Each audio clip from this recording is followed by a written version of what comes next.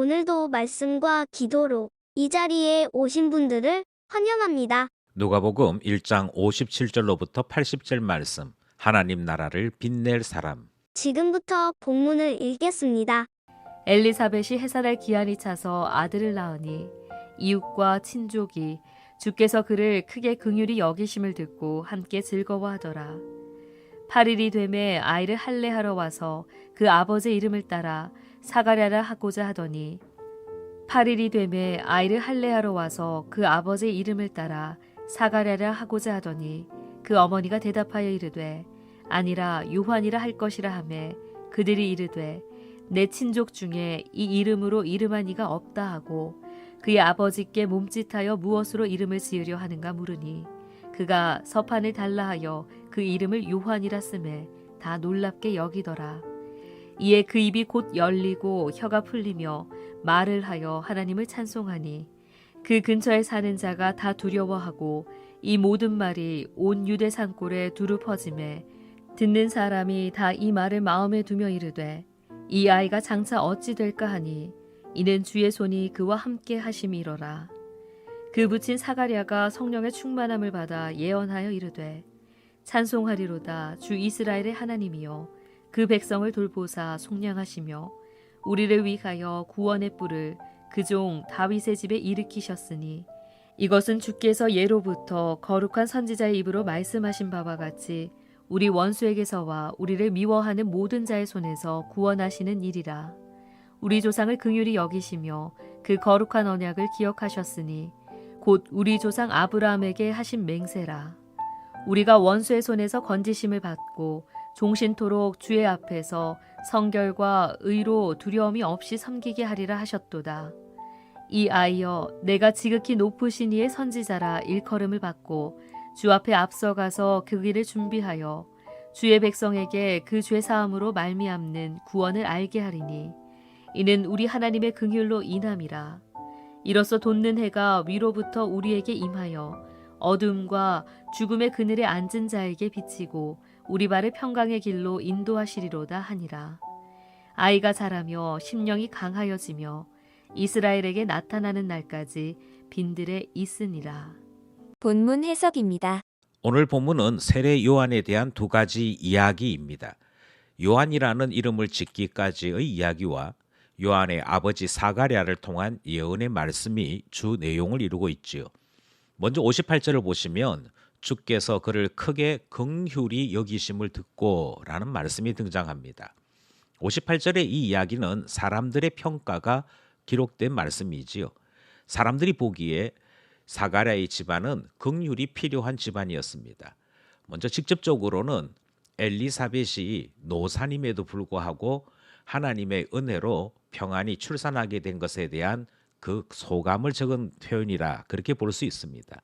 하지만 좀 더 구체적으로 얘기하자면 제사장 집안임에도 불구하고 그동안 아이가 없었던 것과 또 사가랴가 말을 못하게 된 그래서 그 시대의 아픔을 그의 집안이 온전히 드러내고 있는 것에 대해 하나님의 긍휼을 이야기하게 되는 것이지요.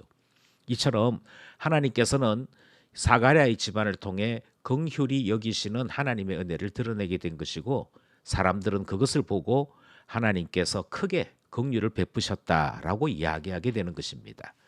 63절을 보시면 그 이름을 요한이라고 쓰매 다 놀랍게 여기더라 하는 말씀이 기록되어 있습니다. 먼저 엘리사벳에게 아이의 이름을 물었을 때 전통을 따라 아버지의 이름을 그대로 쓰는 것을 거부하고 요한이라고 쓸 것을 요구했지요.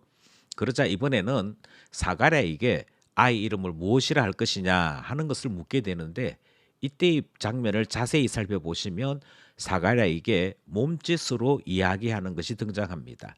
이것은 사가랴가 말도 하지 못했을 뿐만 아니라 목소리를 알아듣는 것도 힘들었다 하는 모습을 알 수 있지요. 그래서 몸으로 이야기를 해야만 되는 그런 상황이었는데 그 어머니나 그 아버지가 다 아이의 이름을 요한이라고 짓는 것에 대해 사람들이 놀랍게 여겼다 그렇게 기록하고 있습니다. 이것은 전통에 어긋난 새로운 이름을 사용하는 것에 대한 놀라움이기도 하지만 아이의 이름까지 하나님께서 미리 정하셨으므로 그들이 그대로 이름으로 사용하는 것이 그들의 눈에는 신기할 따름이었다 하는 의미를 포함하고 있습니다. 이처럼 하나님께서 예비하신 요한은 주의 은혜 가운데, 긍휼하신 가운데 태어나게 되었고 사람들 앞에 나타나게 되는 것이지요. 64절로부터 65절은 하나님을 찬송하니 그 근처에 사는 자가 다 두려워했다 하는 말씀이 기록되어 있습니다.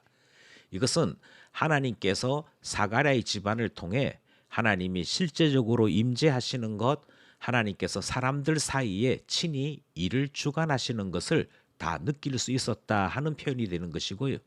하나님의 일하심을 직접 경험한 주변 사람들이 하나님에 대해 직접적인 두려움, 그러니까 하나님에 대한 경외심을 더욱 크게 가지게 되었다 하는 표현을 찾아볼 수 있습니다. 하나님을 머리가 아닌 삶 속에서 경험하게 될 때 모든 사람들의 반응은 여기에 본문에 기록된 것처럼 두려워하게 되는 것이지요. 두려움으로 하나님 앞에 고개 숙이는 것, 우리는 그것을 예배라고 말하게 됩니다. 하나님에 대한 참된 고백이 있는 예배를 드려야 할 것 다시 한번 생각하게 되는 것이지요. 66절 말씀은 이 아이가 장차 어찌 될까 하니 이는 주의 손이 그와 함께 하심이러라 하는 말씀이 등장합니다. 그러면서 이 66절로 첫 번째 문단이 끝을 맺게 되지요. 세례 요한이 나타났고 이 세례 요한은 하나님의 긍휼하심을 입은 놀라운 사건 속에서 그의 존재가 나타나게 되었는데, 이처럼 하나님의 일하심이 나타나게 될 때 사람들은 하나님께서 이 아이를 통해 어찌 나타나실 것인가에 대해 궁금함과 소망을 가지게 되더라 하는 것이지요. 하나님께서 나에게도 역사하시고 나를 통하여 일하시게 될 때 사람들이 또한 나에 대해서 궁금하게 여기게 될 것입니다. 이처럼 하나님의 손이 우리와 함께 할 때 어떻게 될 것인지 함께 궁금해하면서 주와 함께 살아가게 되는 것, 그것이 신자의 삶인 것을 다시 한번 깨닫게 되는 것이지요. 둘째 문단은 사가랴의 찬송이 주 내용을 이루고 있습니다. 찬송이면서 예언의 말씀이 기록되어 있지요. 먼저 68절로부터 75절에 이르는 긴 말씀을 중심을 가지고 살펴보면 주 이스라엘의 하나님이여 라는 고백으로 시작을 합니다. 그러니까 하나님께서 어떤 일을 행하셨는지에 대한 내용이 먼저 고백되는데요. 그 백성을 돌보셨다, 그리고 속량하셨다 하는 고백이 먼저 등장합니다. 뿐만 아니라 구원의 뿔을 다윗의 집에 일으키셨다라고 고백함으로 이스라엘 왕조의 역사가 하나님의 구원의 역사인 것을 고백하는 내용이 등장하고요. 우리 원수에게서와 우리를 미워하는 모든 자의 손에서 구원하시는 분이 하나님이심을 고백하는 내용 또한 등장을 합니다. 결국 사가랴는 하나님께서 긍휼히 여기심으로 그의 자녀, 그의 백성인 이스라엘을 돌보셨다 하는 고백을 하면서 하나님께서 이와 같이 행하신 모든 것은 언약을 기억하시고 원수의 손에서 이스라엘을 건지셨기 때문이라 그렇게 고백하는 내용이 예언이면서 찬송의 첫 부분을 이루게 됩니다. 성결과 의로 두려움이 없이 섬기게 하리라 하셨도다 하는 이 고백 속에는 하나님께서 여전히 이스라엘에게 소망을 가지고 앞으로 행하실 일들에 대한 고백을 하나님 앞에 드리는 것인데요. 예수 그리스도의 나심 그리고 그의 길을 예비하기 위해 세례 요한이 하는 모든 사역은 이스라엘이 죄에서 벗어나 성결하고 의로 하나님 백성답게 사는 일들을 위해 주님이 오셨음을 나타내는 문장이 되는 것입니다. 76절에서부터 80절에서는요. 세례 요한에 대한 고백이 나타나고 있습니다. 이 아이여라는 말로 문장이 소개되고 있는데요. 선지자라 일컬음을 받고 앞서가서 주의 길을 예비하는 자가 된다. 그래서 그가 가지고 있는 소명이 무엇인지를 소개하는 내용이 되지요. 그가 가지고 있는 소명을 또 다르게 표현하기를 구원을 알게 하는 일이라고 소개하고 있습니다.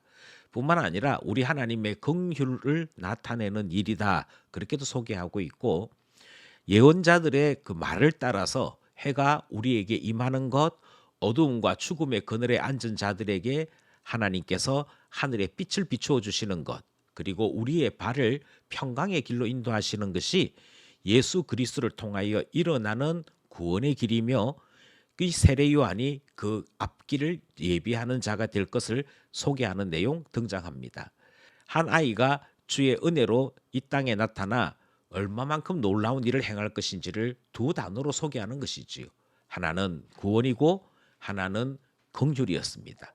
그래서 이 아이로 말미암아 하나님께서 마침내 예수 그리스도를 통한 하나님 나라 세울 것을 앞서 보이고 있는 것이지요.